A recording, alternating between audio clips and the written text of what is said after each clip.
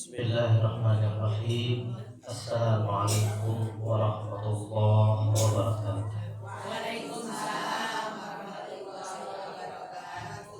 A'udzu billahi minasyaitonir rajim. Bismillahirrahmanirrahim. Alhamdulillahi rabbil alamin.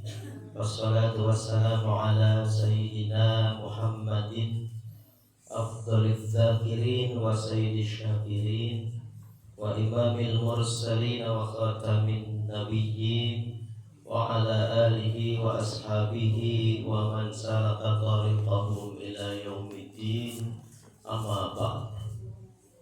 Faqala rabbi shrah li sadri wa yassir li amri wahlul 'uqdatam min lisani yafqahu qawli. Wa qala Allah ta'ala fil Qur'anil Karim wa huwa asdaqul qailin. A'udzu billahi minasyaitonir rajim. Bismillahirrahmanirrahim. Wattaqun naral lati 'iddat lil kafirin. Wasari'u ila maghfiratin min rabbikum wa jannatin 'arduha as-samawati wal ardh 'iddat lil muttaqin. Wa qala Rasulullah sallallahu alaihi wasallam, al-jannatu hubbat bil makarih wan naru hubbat bis syahwat. Shadaqallahul azim wa sadaqa rasulul habibul karim wa nahnu ala dzalika minasyahidin wasyakirin walhamdulillahi rabbil alamin.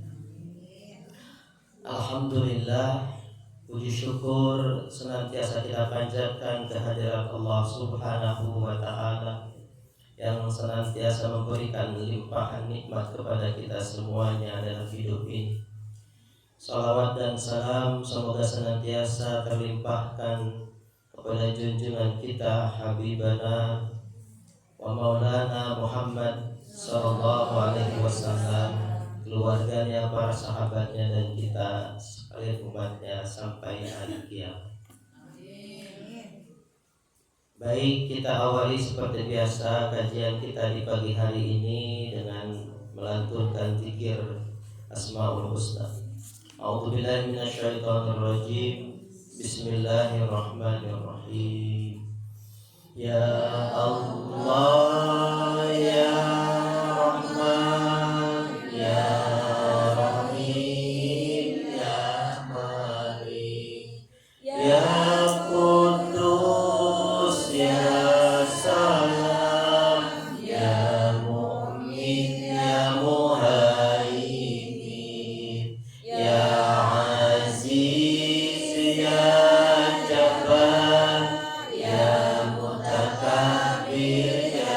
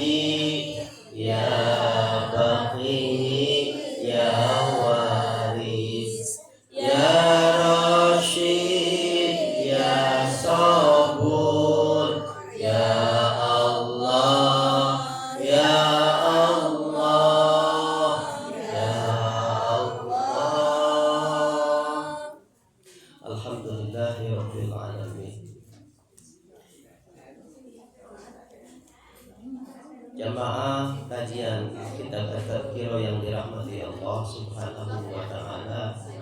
Mudah-mudahan kita senantiasa mendapat hidayah taufik dari Allah Subhanahu wa taala. Mudah-mudahan kita senantiasa diberikan kesehatan dalam keberkahan. Mudah-mudahan kita diluaskan rezekinya, diberkahi setiap sisi kehidupan kita.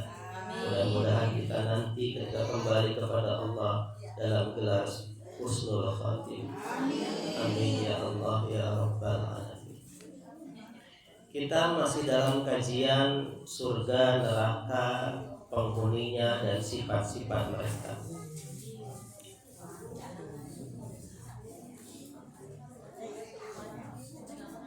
Panduan kita dalam hidup yang pertama adalah Al-Quranul Karim.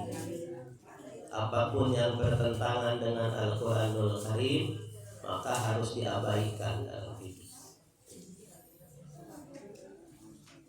Yang kedua adalah hadis-hadis Rasulullah SAW. Apabila bertentangan dengan hadis-hadis sahih, maka kita juga abaikan. Dua panduan ini yang paling utama kita menjadikan pegangan. Maka bagaimana tata cara hidup kita melihat Al-Quran. Bagaimana kita menanamkan keyakinan, kita lihat Al-Quran. Dan melihat bagaimana Rasulullah SAW memandu kita dalam praktek keseharian beliau. Salah satu doa yang diajarkan Rasulullah SAW kepada kita adalah doa meminta surga. Allahumma inni as'aluka ridhoka wal jannah wa a'udzubika min sakhatika wan nar. Allahumma inni ya Allah, ini sesungguhnya aku as'aluka, minta kepadamu, memohon kepadamu ar-ridho, ridhomu wal jannah, dan surga. Kenapa digandeng ridho dengan surga? Padahal mungkin cukup dengan ridho. Karena supaya bahasa mengenai Allah sudah ridho, mah apa saja kita dapatkan. Gitu. Walaupun Allah ridho, belum tentu kita mendapatkan semuanya. Apalagi di dunia, Allah ridho, tapi kita pasti nggak aman, belum tentu. Allah ridho di dunia sama kita karena taat kepada Allah, kita pasti gak selamat, belum tentu. Gitu, belum tentu. Tidak setiap yang diridhoi Allah itu hidupnya enak, nyaman.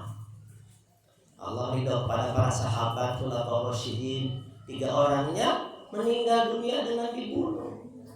Artinya tidak aman dan tidak selamat di dunia. Padahal Allah ridho kepada mereka. Mereka itu 3-tiganya ahli surga, dijamin ahli surga oleh lisan Rasul. Tapi tidak aman hidupnya, syahid. Gitu.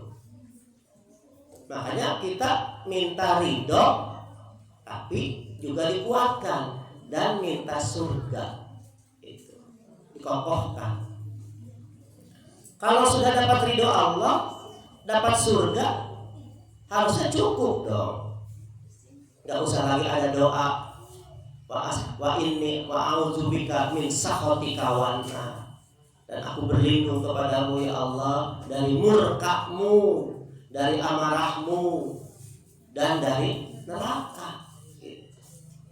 Jadi doa itu digandeng. Jadi kalau kata ibadah karena ingin ridho Allah, juga ingin surga. Kalau ibadah karena takut Allah marah dan takut neraka, itu sesuai dengan syariat. Tidak menyimpang dari Al-Quran, tidak menyimpang dari hadis. Saya sering menegaskan, mintalah surga kepada Allah. Jangan menggunakan amaliyah pribadi sebagian ulama yang mereka memahami khusus jadi amal kita sehari-hari. Jangan. Ada ahli tasawuf yang dia ketika ibadah tidak berharap surga, tidak takut neraka, dia hanya ridho Allah saja. Biarkan itu amalan beliau, amalan orang soleh dulu sebagian. Tapi kita amalan sesuai dengan syariat. Minta ridho Allah, juga minta surga. takut murka Allah, dan minta perlindungan dari neraka. Ini yang kita amalkan sesuai dengan hadis Rasulullah SAW dalam doa.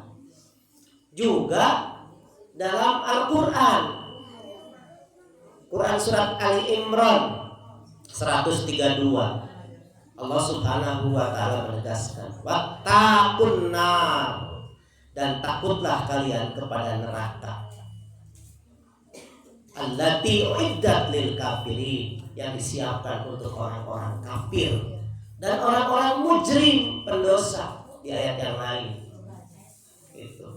Jadi Allah membuatkan kata buat kita, wattaqun nar allati uiddat lil kafirin. Takutlah kalian kepada neraka yang dipersiapkan untuk orang-orang yang kafir, dolim, fasik, munafik, dan lain-lain. Makanya kemarin itu ketika Allah Subhanahu wa Ta'ala menciptakan neraka, surga, Allah mengutus malakal maut untuk melihat bagaimana kondisi surga, bagaimana kondisi neraka. Oh, sudah menyenangkan, pasti sakabe jelema ka surga. Saking luar biasa dahsyat. Oh, kalau gitu mah seimbangkan, bikin tantangan, lingkupi surga itu dengan hal-hal yang tidak mengenakan, bil makari, dengan hal yang tidak menyenangkan, sange, malas, oream, karena sangat menggembirakan isinya surga itu, sangat menyenangkan, nyaman. Bahkan di dunia sesenang-senangnya orang, seberkuasanya orang, sehebat-hebatnya orang, dia tidak akan lepas dari kesedihan. Teangan di kolom dunia iya, nu teu pernah sedih. Walaupun mobil Lamborghini jajar lalu penima, mana mungkin bertingkat di Dubai, tapi tetap dia akan menemukan kesedihan dalam dirinya. Yang tidak sedih mah di surga. Di surga tidak akan ada kesedihan sekecil apapun. Maka selama kita di dunia, jangan minta tidak disedihkan oleh Allah, gak akan. Jangan kita ahlul bait, keluarga Nabi Muhammad SAW, penuh dengan kesedihan hidupnya. Itu ahli surga atau ya? Itu ahli surga. Orang mau ninggal eta mah. Orang mau sedih terus sampai akhir. Sangat wajar. Jadi nggak akan menemukan kebahagiaan sejati kecuali di surga. Ayat 132-nya Ali Imran, wasari'u ila maghfiratin min rabbikum wa jannatin 'arduhas samawati wal ardh uiddat lil muttaqin. Wasari'u, hayu buru-buru ila maghfiratin min rabbikum, kepada ampunan dari Tuhanmu, wa jannatin, dan cepat-cepat buru-buru ke surga. Cepat-cepat bersegera menuju surga. Arduhas samawati wal ardh, yang luasnya seluas langit dan bumi. Uiddat lil muttaqin, yang dipersiapkan untuk orang-orang yang bertakwa. Allah saja nyuruh kita untuk minta ampunan dan minta surga. Makanya jangan lepas tiap hari. Sampai-sampai Rasulullah SAW mencontohkan kita dalam tahiyat akhir sholat kita, doa apa? Allahumma inni a'udzubika min adzabil qabri wa min adzabi jahannam wa min fitnatil mahya wal mamat wa min fitnatil masiihid dajjal. Ada minta berlindung dari siksa kubur dan siksa neraka jahanam. Harus itu tiap tahiyat akhir, jangan dilewatkan. Itu adalah senjata kita nanti di akhir zaman, saat kita masih hidup seperti sekarang. Ditransfer ke anak-anak kita untuk doa itu di tahiyat. Jangan bertahiyat teh nyaah, buru-buru kasidah. Majid, sorry. Gunakan kesempatannya, apalagi sholat sunnah, sholat duha, tahajud, rawatib, qobliyah, ba'diyah. Terus dibaca doa itu, doa di tahiyat akhir itu. Sujud, jangan dilewatkan sujud. dengan hanya sebentar-sebentar saja. Kalau berjamaah di rumah sepakati itu doa panjangkan. Jadi sama-sama paham kalau di keluarga. Kalau doa panjang, sujudnya itu panjang. Baca doa, minta husnul khotimah. Para ulama menggariskan kalau sujud itu makruh, meminta dunia, mintanya akhirat. Entah disujud minta mobil, gimana? Doanya doa yang akhirat, doa akhirat mintanya, jangan doa dunia. Sayang kalau sujud tempat terendah kita di hadapan Allah, mintanya dunia. Nah, bahasan kita masih tentang surga dan neraka. Kita akan lihat hadis-hadis tentang surga dan neraka yang sudah dipersiapkan oleh Imam Al-Qurtubi dalam kitab Tadhkirah ini. Hadis pertama, qala Rasulullah SAW dari Ibnu Abbas radhiyallahu an. Qala Rasulullah SAW, ahlul jannati man mala'allahu uzunai min sana'in nas khairan wa huwa yasma'u. Ahli surga adalah orang yang dipenuhi oleh Allah telinganya dengan pujian manusia tentang kebaikan dan dia mendengar. Itu ahli surga. Kita pernah nggak mendengar orang memuji kita tentang kebaikan kita, walaupun melalui tidak langsung orang yang memuji kita, tapi dari orang lain, bahwa kita ini orang baik, bukan orang jahat, bahwa kita ini terkenal orang baik di masyarakat kita, bukan orang yang buruk. Itu tidak di surga. Karena itu bagian dari saksi di hadapan Allah Subhanahu wa taala nanti. Wa ahlun nar man mala Allahu zunahi min sana'in nas syarran wa huwa yasma'. Lihat redaksinya Rasul masih menggunakan kata sana. Itu celaan. Dan ahli neraka adalah orang yang dipenuhi telinganya oleh Allah dengan pujian manusia, dengan keburukan, tapi Allah yasma'u, dia mendengar. Cek and recheck, saya ini siapa? Ada nggak yang pernah sampai ke telinga kita? Sampai ke telinga kita bahwa kita ini orang yang pelit, orang yang julid, orang yang judes, orang yang pokoknya itu sampai ke telinga kita. Kalau sampai, na'udzubillah min dzalik, segera perbaiki. Dan itu ada isyarat kita ahli neraka, ahli neraka, saksi. Walaupun keputusan terakhir ada di kekuasaan Allah Subhanahu wa taala, tapi saksi di antara kita menjadi penguat. Perhatikan hadis Muslim nih. Hadis Muslim dari Anas. Qala Anas, marra bi janazatin fa usniya 'alaiha. Lewatlah jenazah digotong. Pak Usnya alaiya, dia dipuji oleh orang yang mengiringi jenazah tersebut. Oh, ini orang baik, orang solih saat mengantarkan jenazah. Faqala Rasulullah SAW, maka bersabda Rasul saat mendengar orang-orang yang mengantar jenazah itu memuji-muji orang yang meninggal itu, jenazah tersebut. Wajabat.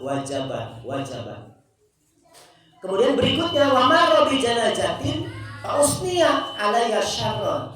Lewat lagi jenazah yang lain, kemudian dicela oleh orang yang mencelanya.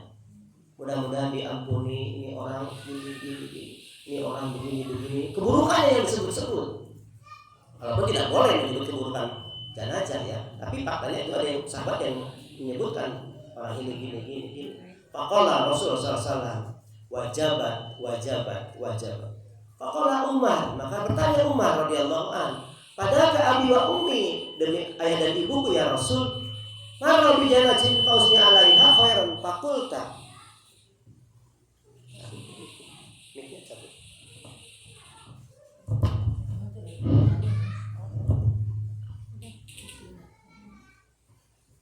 Kata Umar, ya Rasul, tadi ada lewat jenazah dipuji dengan kebaikan. Fakulta, engkau berkata wajabat. Wa marra bi janazatin fausni alaiha syarran fakulta wajabat. Ya Rasul, tadi ada jenazah lewat, dipuji, engkau mengatakan wajabat. Lewat lagi satu jenazah lagi dicela, engkau mengatakan juga wajabat. Mengapa seperti itu ya Rasul? Kata Umar bin Khattab. Udah pada ya, masih sabut. Kemudian Masih sabut.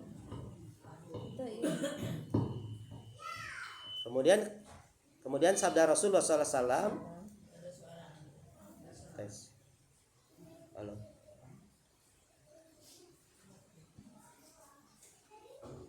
Ada suara ini. Coba lihat. Tes. Ayo, beda kudu nangtung sinyal.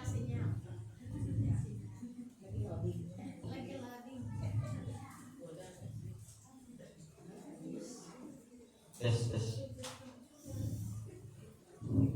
Intermezzo. Maka kata Rasulullah SAW, waman asnaitum alaihi syarran wajabat lahunna. Barang siapa jenazah yang dicela itu, maka dia wajib ke neraka. Antum syuhada Allah fil ard. Waman asnaitum alaihi khairan wajabat lahul jannah. Jenazah tadi yang dipuji-puji, dia ke surga. Makanya kata Rasul ujungnya antum syuhada Allah fil ard. Kalian adalah saksi Allah di muka bumi. Makanya kenapa kalau ada jenazah kita selalu mengatakan ya masyarul jamaah kaifa tashhaduna hadzal mayyit khair gitu. Gak ada yang bilang enggak boleh begitu, gak ada. Karena itu penguat doa. Walaupun tetap keputusan akhir ada di dalam ketetapan Allah Subhanahu wa taala. Tapi kita perlu memperbanyak saksi.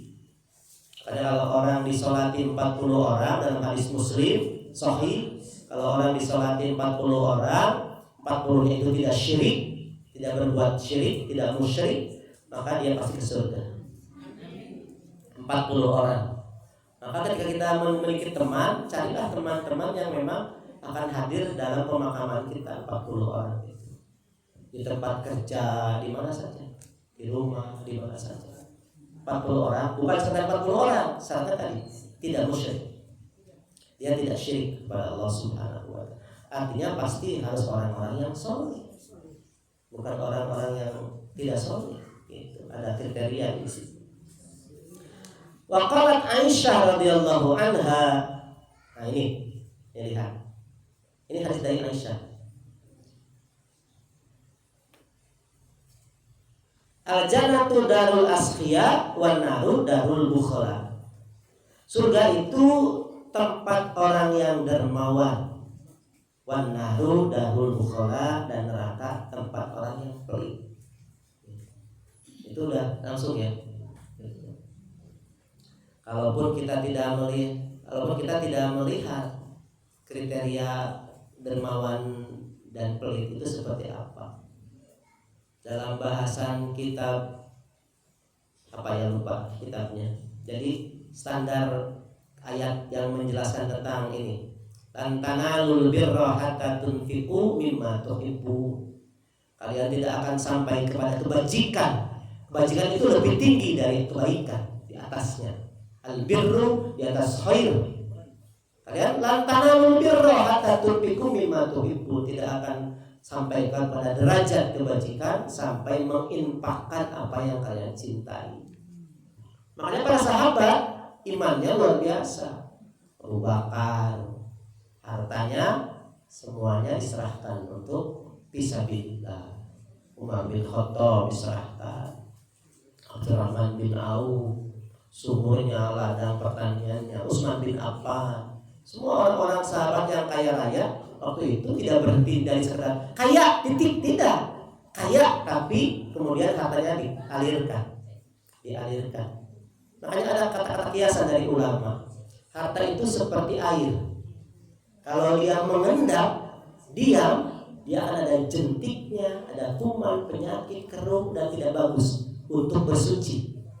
Air yang diam tidak mengalir. Harta sama. Kalau harta diam tidak mengalir, dia akan mengendap kotor buat pemiliknya. Kenapa harta terus keluar, zakatnya terus, sedekahnya terus tiap hari. Sama seperti air. Kalau air itu mengalir, dia akan jernih terus, bersih terus. Tapi kalau berhenti, dia akan kotor. Harus dibersihkan berkala. Itu ungkapan luar biasa dari ulama buat kita tentang harta. Ini jadi harta menjadi standar surga dan neraka.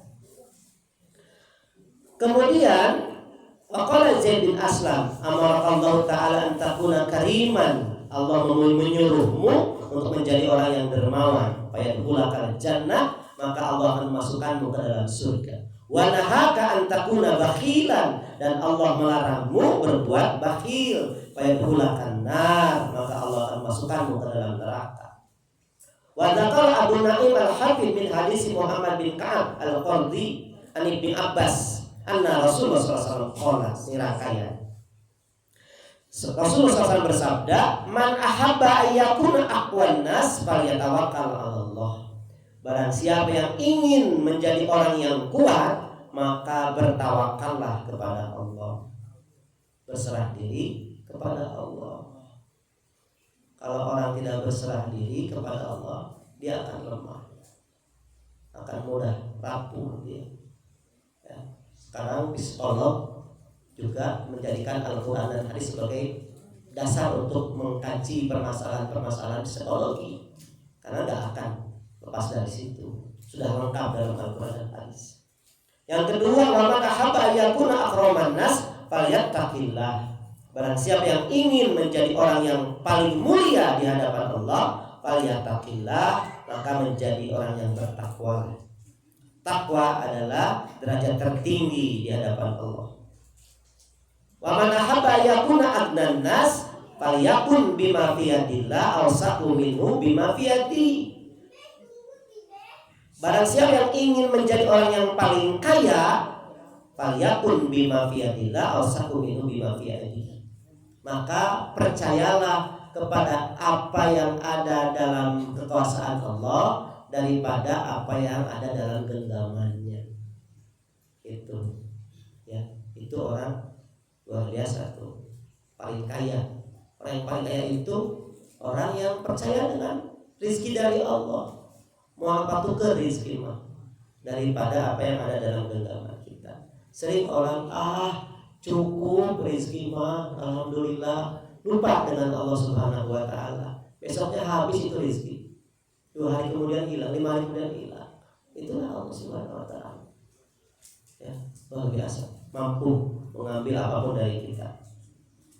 Ala unabikum bisyarrikum, kata Rasul, kamu ingin tidak aku berikan kabar tentang orang yang paling buruk di antara kalian? Qalu, sahabat menjawab, na'am ya Rasulullah. Mau ya Rasul? Qala, kata Rasul, man akala wahdah, barang siapa yang makan sendirian saja. Ya, ini lapatnya ya, dibacakan. Man akala wahdah, sahaja mau dah sorangan wae. Wa mana ariddahu, dan menahan sahabatnya untuk ikut makan. Wajalada abdahu, dan mau cambuk budaknya. Itu orang yang paling buruk. Makanya Nabi Ibrahim terkenal dalam riwayat sahih, kalau mau makan dia mengundang tetangganya 40 orang, 40 rumah. Jadi enggak. Mungkin tak orang. Tapi kalau orang-orang yang kaya, yang hartanya miliaran, bisa itu. Bisa. Tapi mana dia orang menemukan orang kayak gitu? Wah. Tiap mau makan, Nabi Ibrahim jalan ke barat, ke timur, utara, selatan mencari orang. Di 10 40 makan. Ayo makan, dijamu. Potong kambing setiap hari. Masya Allah, luar biasa ya. Makanya beliau orang yang luar biasa. Derajatnya di hadapan Allah Subhanahu wa taala. Nabi Ibrahim alaihissalam selalu menjamu. Minimal sekali-sekali ada kelebihan makanan, bagi tetangga dekat gitu kanan kiri.